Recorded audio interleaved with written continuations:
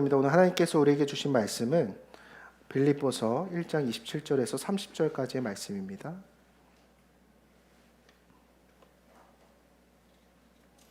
빌립보서 1장 27절에서 30절까지의 말씀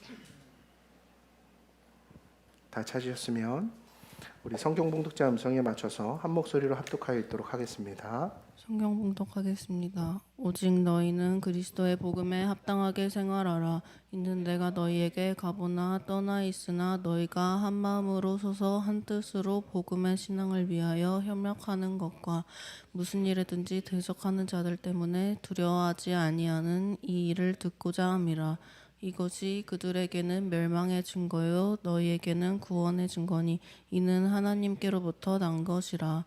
그리스도를 위하여 너희에게 은혜를 주신 것은 다만 그를 믿을 뿐 아니라 또한 그를 위하여 고난도 받게 하려 하심이라. 너희에게 싸움이 있으니 너희가 내 안에서 본 바요 이제도 내 안에서 듣는 바니라. 아멘. 네, 오늘은 복음이라는 이름으로 산다는 것이라는 제목으로 함께 말씀을 나누도록 하겠습니다. 특별히 우리가 매일 성경의 본문을 가지고 매일같이 큐티를 하고 있는데 빌립보서의 본문이 시작이 됐습니다. 그래서 여러분들이 큐티를 하면서 주일에 설교를 듣는다면 훨씬 더 여러분들의 신앙에 유익이 될 거니까요. 여러분들이 그 큐티 하는 것에도 힘을 낼 수 있으면 좋을 것 같습니다. 한 번씩 잠이 안 오는 날, 이제 새벽까지 핸드폰을 붙들고 있을 때가 있습니다. 그러면서 이제 현타가 올 때가 있어요. 나는 왜 이렇게 사는 걸까? 여러분들도 그런 생각 해본 적 있나요? 나는 왜 살지? 나는 뭘 위해 사는 걸까? 내가 지금 이렇게 계획해서 이렇게 살아가는 이 길이 맞는 걸까? 이러면서 울컥한 적도 있고 그런 것 같습니다. 이런 질문 앞에 설 때마다 우리는 진지하게 우리의 삶의 목적에 대해서 고민을 해보게 되는 것 같습니다. 근데 우리가 사는 세상에서는 우리가 왜 살아야 되는가, 어떻게 살아가야 되는가에 대해서 이렇게 이야기를 해요. 더 가져야 행복하다. 그래도 이렇게 먹고 죽은 귀신이 때깔도 좋다고 더 많이 가지고 그래야 행복하고 더 이루어야 만족한다라고 세상은 우리에게 늘 이야기하죠. 근데 성경은 그 왜 살고 어떻게 살지에 대해서 세상의 가치와 대립을 해서 우리에게 이야기하는 것을 볼 수가 있는데요. 전도서 1장의 말씀에 보면 전도서를 핵심하는 관통하는 키워드의 말씀이 바로 이겁니다. 헛되고 헛되며 헛되고 헛되니 모든 것이 헛되도다. 여러분 염세주의자의 고백 아닙니까? 다 헛되대요. 이 구절을 쓴 솔로몬 왕은 어떤 왕이었어요? 이스라엘의 초강대국 시절에 초전성기 시절에 가장 부유했던 왕이 바로 솔로몬이었어요. 가장 많은 후궁을 거느렸던 왕이기도 합니다. 온 세상 나라마다의 미인들을 자신의 첩으로 삼았다고요. 써도 못 쓸 만큼 쌓여있는 금은 보화가 있었다고요. 근데 모든 것을 성취하고 소유했던 그 솔로몬이 그 인생의 말미에 깨닫고 고백하는 내용이 뭐죠? 헛되고 헛되고 헛되고 헛되니 모든 것이 헛되도다.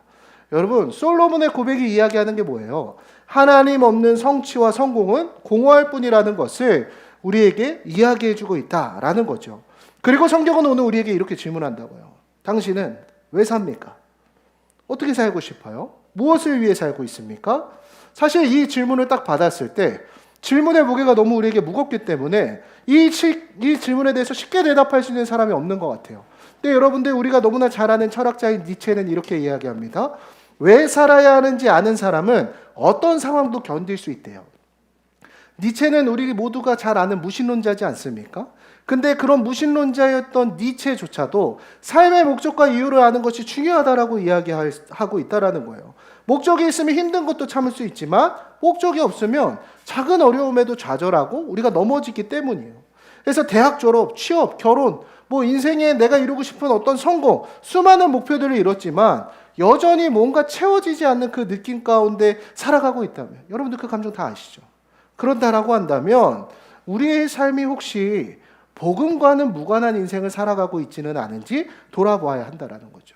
그리고 빌립보서 말씀을 통해 바울은 오늘 우리의 삶에 분명한 목적을 제시하고 있어요. 왜 살아야 됩니까? 어떻게 살아야 됩니까에 대해서 바울은 명료하게 이야기해주고 있는데 오늘 말씀을 통해서 그리스도인이 어떻게 살아야 되는가? 왜 살아야 되는지에 대한 이유를 찾고 돌아가는 시간이 되었으면 좋겠습니다. 자, 그리고 오늘 본문의 배경을 좀 살펴보니까 오늘 본문이 어떤 성경이라고요? 빌립보서.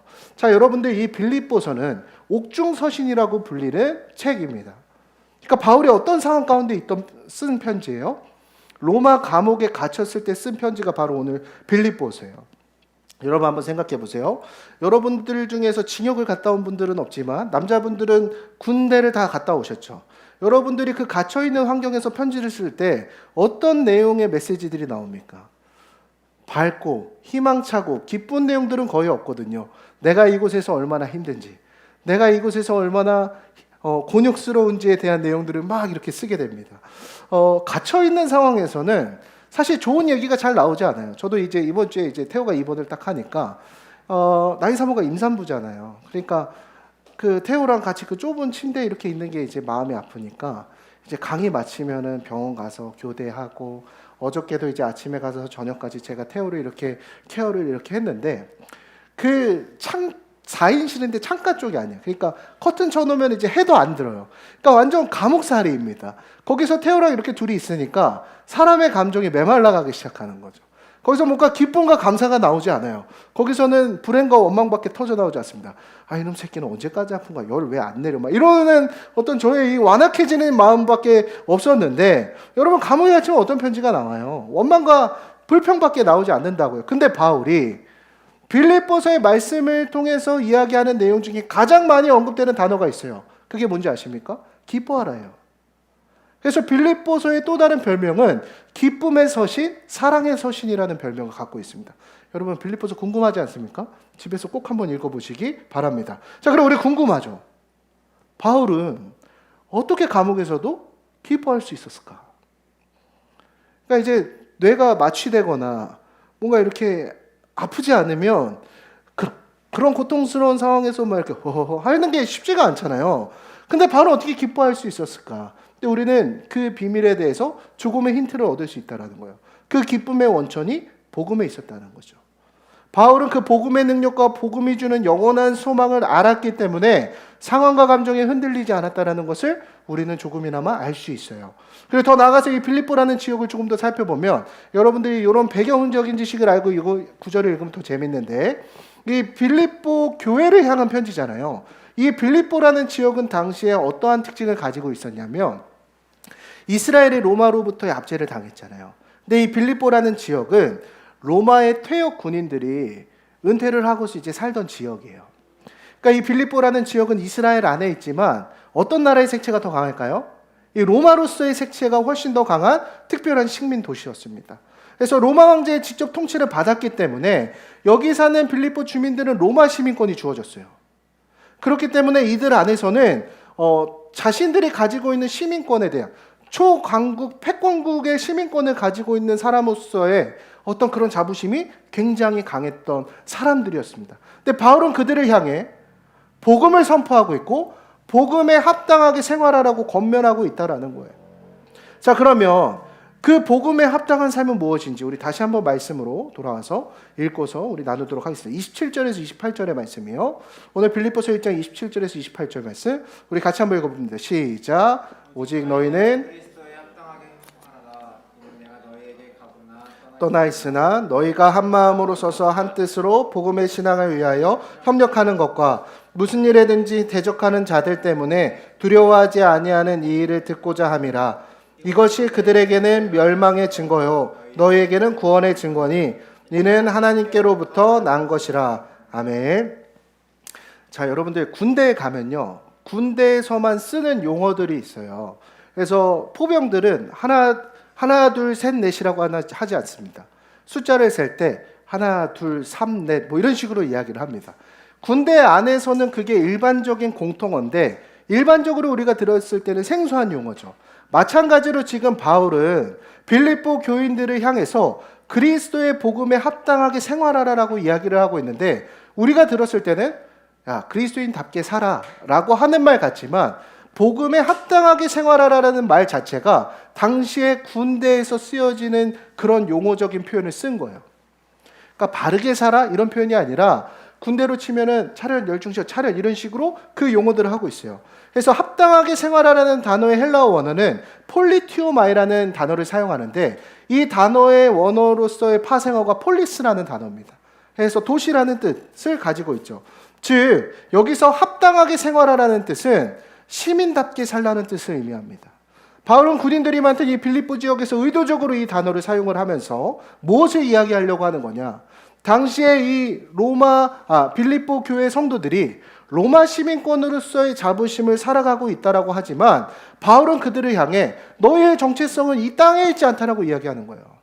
너희가 로마의 패권국으로서의 시민으로서의 정체성이 너희의 본래 정체가 아니라는 거예요. 너네의 신분은 누구의 자녀라는 거죠? 하나님의 자녀다. 너는 하나님 나라의 시민이다라는 것을 강조하고 있다라는 거예요. 그러면 하나님 나라의 시민답게 사는 것은 곧 무엇을 의미할까요?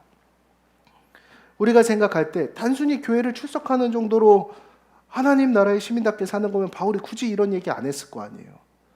그러면 하나님 나라 시민답게 살아가는 것은 곧 무엇을 이야기할까요? 여러분들 세상 사람들이 버킷리스트를 세우면서 살아가지 않습니까? 여러분들도 버킷리스트가 있으신가요? 저는 있어요. 저는 이제 개인적으로 이제 바이크 타는 걸 좋아하니까 40살 전에 전국 일주 그리고 죽기 전에 유라시아 횡단을 좀 한 번은 해봤으면 좋겠다. 뭐 이런 꿈을 갖고 있습니다. 못 이룰 수도 있겠죠. 자, 세상 사람들은 그 인생의 이유와 목적 찾기 위해 버킷리스트 같은 걸 세우죠. 뭐 세계 여행, 성공적인 커리어. 어떤 사람에겐 버킷리스트가 안정적인 가정을 이루는 어떤 소원이나 계획을 세우기도 합니다. 근데 여러분들 하나님 나라의 시민답게 살아가는 것은 곧 무엇을 의미할까요? 내가 이 땅 가운데 이루고 싶은 성취와 욕망보다 더 나은 가치가 있는 것을 깨닫는 것이 바로 하나님 나라의 시민답게 살아가는 것입니다. 그러면은 그 더 나은 가치와 중심은 과연 무슨 중심을 이야기하는 걸까요? 바울은 이야기하죠. 복음에 합당한 삶을 살아라. 복음 중심으로 살아가라는 거예요. 나의 모든 계획과 꿈을 넘어 하나님 나라 중심으로 살아가는 것이라는 거예요. 여러분, 그러면 복음의 핵심 가치는 무엇입니까? 우리가 두 가지로 이야기할 수 있죠. 하나님 사랑, 이웃 사랑입니다. 그러면 내가 성공하는 것보다 어떤 가치를 지니고 살아가는 거예요? 하나님을 사랑하기 위한 삶에 나의 인생의 목표점이 있는가를 점검해 봐야 된다는 거죠. 내가 더 나은 것들을 소유하기보다는 오늘 나에게 허락하신 이웃들에게 내가 가진 것들을 흘려보낼 수 있는 삶을 나의 삶의 계획으로 살아가는가. 이게 하나님 나라의 시민의 가치관이라는 거예요. 오늘 우리는 그러한 복음적 가치를 지니고 살아가고 있는가. 어떤 사람은 좋은 직장에 취업을 해서 돈을 많이 벌고 싶다는 꿈을 꿉니다. 그런데 하나님 나라 중심으로 사는 사람은 이렇게 질문합니다. 내가 많은 돈을 벌어서 이 일을 통해 하나님의 사랑을 어떻게 전할 수 있을까? 내가 버는 돈으로 하나님께서 나에게 허락하신 이웃들을 어떻게 도울 수 있을까? 여러분, 같은 돈을 벌어도 복음 중심으로 사는 사람과 세상의 가치로 사는 사람의 마인드셋이 이렇게 다르다라는 것이에요. 오늘 그러면 바울은 우리에게 질문하고 있습니다. 당신은 무엇을 위해 살아갑니까? 여러분의 삶의 목적은 그리스도 중심입니까? 세상의 성공 중심입니까? 이 간극의 차이가 오늘 우리의 인생의 방향성을 결정한다라는 거예요. 오늘 이 시간 내 삶의 방향을 점검하는 저와 여러분들에게 간절히 소망합니다. 오늘 여러분들의 버킷리스트에는 어떤 이름이 적혀 있습니까? 오늘 여러분들의 버킷리스트에는 주님이 함께하고 계십니까? 오늘 아직 그 확신이 없다라고 한다면 오늘 이 자리 가운데 솔직하게 주님 앞에 이렇게 고백하길 간절히 소망합니다. 주님, 이제 내 삶의 중심에 주님을 모시기 원합니다. 나의 꿈, 나의 계획, 나의 모든 버킷리스트 안에 주님의 영광을 높이는 삶을 살아가게 하여 주시옵소서. 오늘 그 고백이 우리의 삶의 고백이 될 수 있는 저와 여러분들에게 간절히 소망합니다. 오늘 29절의 말씀이에요. 우리 같이 한번 읽어보죠. 29절 시작. 그리스도를 위하여 너희에게 은혜를 주신 것은 다만 그를 믿을 뿐 아니라 또한 그를 위하여 고난도 받게 하려 하심이라. 아멘. 자, 오늘 바울을 이야기합니다. 우리가 어떻게 살아가야 될까요? 근데 오늘 바울은 우리에게 이야기해요. 고난도 각오하라는 거예요. 왜 그렇습니까? 복음의 길은 고난을 동반하여서 우리를 성장시키기 때문이에요. 여러분, 하나님 나라의 시민답게 살아가는 것은 무엇을 의미합니까?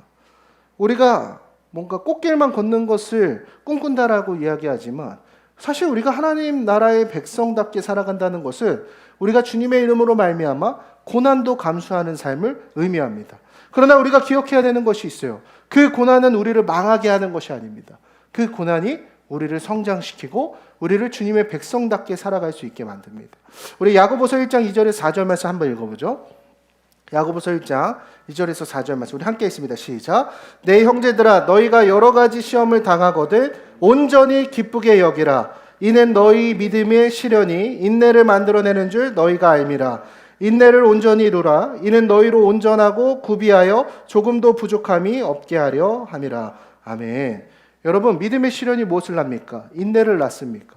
그래서 우리의 삶에 임하는 그 고난 가운데 기쁘게 여기라고 야고보 사도 또한 말하고 있다라는 거예요. 저의 삶을 좀 곰곰이 돌아봤어요. 제가 아직 30대 중반의 나이지만 한 교회 담임 목사하고 한 가정의 가장이고 뭔가 주어진 곳곳마다 저는 어른으로 살아내야 된다고요. 근데 저의 어렸을 때 시절을 돌아보면 참 철이 없던 사람이었거든요.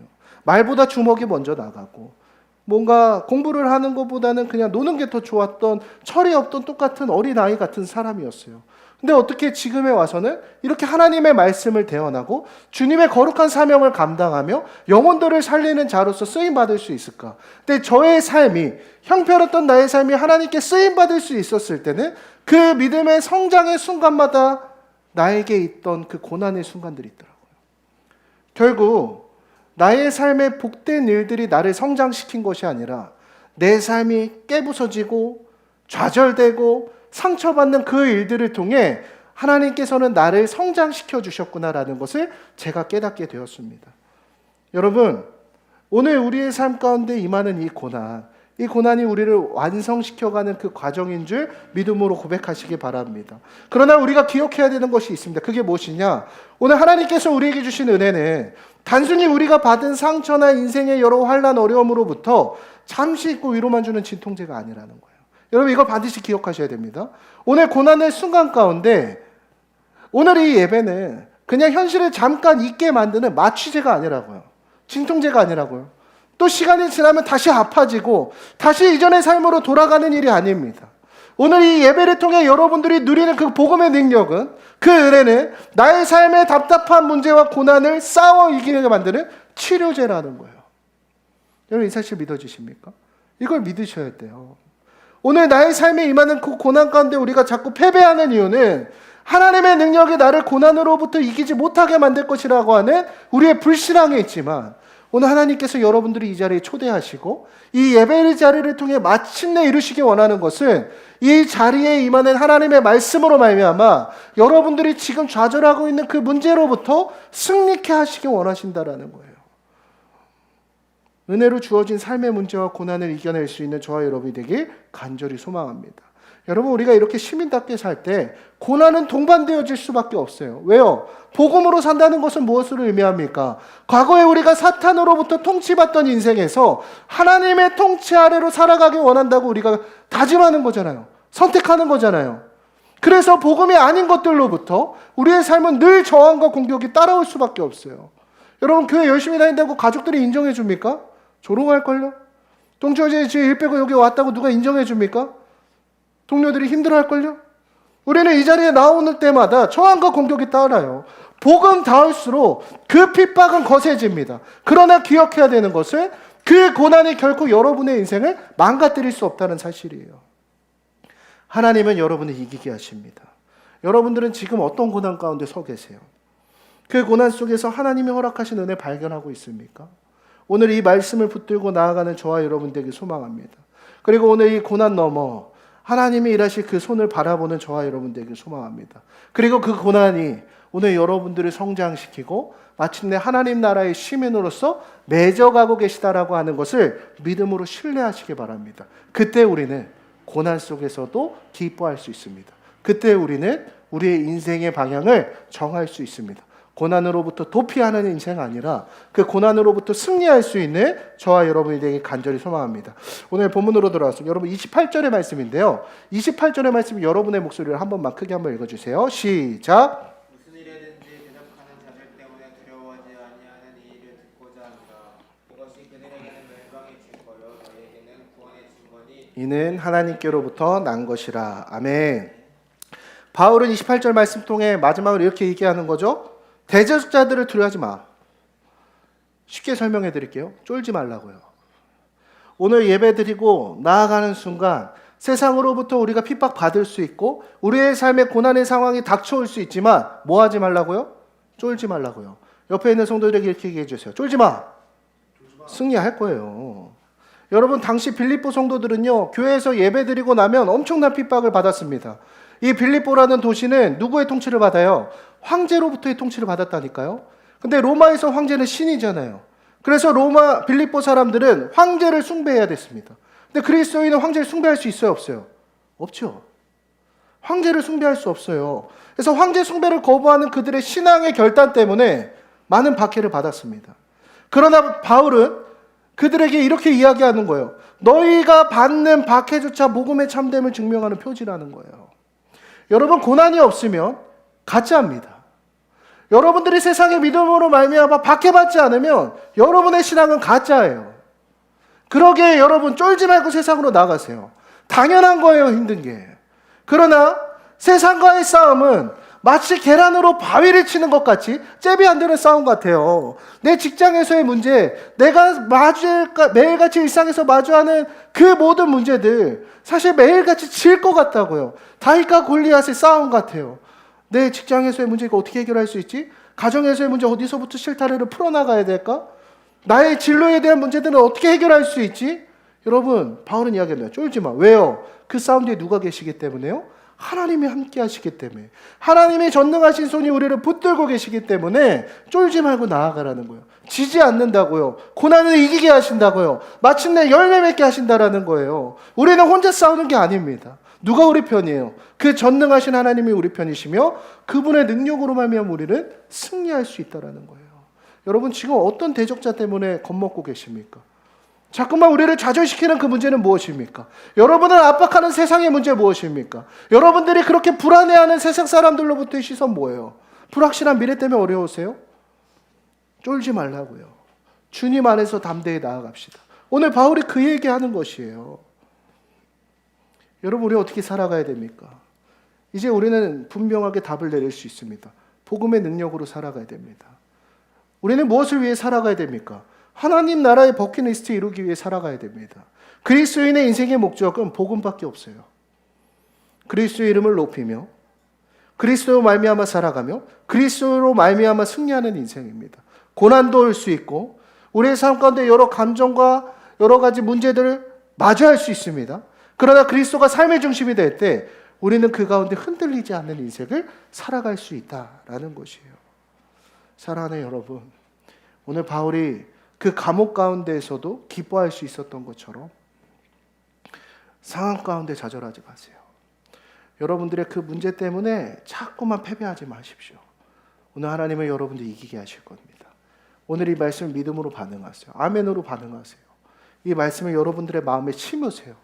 하나님의 능력이 그렇게 우습습니까? 하나님 승리하실 수 있습니다. 여러분들 회복하실 수 있다고요. 그 주님의 능력으로 말미암아 나아가는 저와 여러분이 되길 간절히 소망합니다. 저와 함께 이렇게 고백해 보시죠. 주님, 복음으로 살겠습니다.